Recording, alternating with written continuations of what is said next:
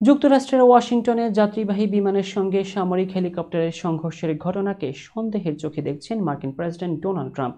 বুধবার স্থানীয় সময় রাত ৯টার দিকে যুক্তরাষ্ট্রের ওয়াশিংটন ডিসির রিগান ওয়াশিংটন জাতীয় বিমানবন্দরের কাছে মাঝ আকাশে বিমানের সঙ্গে হেলিকপ্টারের সংঘর্ষ হয়।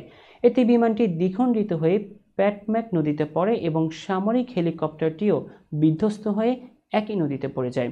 এই ঘটনায় কমপক্ষে ৩০ জনের মরদেহ উদ্ধার করা হয়েছে।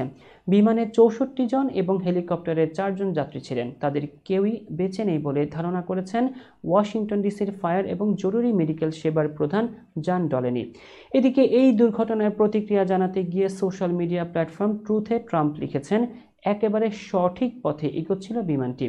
অনেকটা সময় ধরে শটান বিমানটির দিকে এগিয়ে যাচ্ছিল হেলিকপ্টারটি। রাতের আকাশ পরিষ্কার ছিল, জ্বলজ্বল করছিল বিমানের আলো। হেলিকপ্টারটি উপরে উঠে গেল না কেন, কিংবা নিচেই বা নেমে গেল না কেন, এমন প্রশ্ন ট্রাম্পের। বিমানটিকে দেখতে পাচ্ছে কিনা তা জানতে চেয়ে কেন কন্ট্রোল টাওয়ার থেকে হেলিকপ্টারটিকে নির্দেশনা দেওয়া হলো না। হোয়াইট হাউস থেকে মাত্র ৫ কিলোমিটার দূরত্বে এমন ঘটনায় ষড়যন্ত্রের গন্ধ পাচ্ছেন মার্কিন প্রেসিডেন্ট। তার কথায়, খুব খারাপ অবস্থা, দেখে মনে হচ্ছে এটা আটকানো যেত, এটা ঠিক হয়নি। সেনাবাহিনীর কন্ট্রোল টাওয়ারের ভূমিকা নিয়েও প্রশ্ন তুলেছেন ডোনাল্ড ট্রাম্প।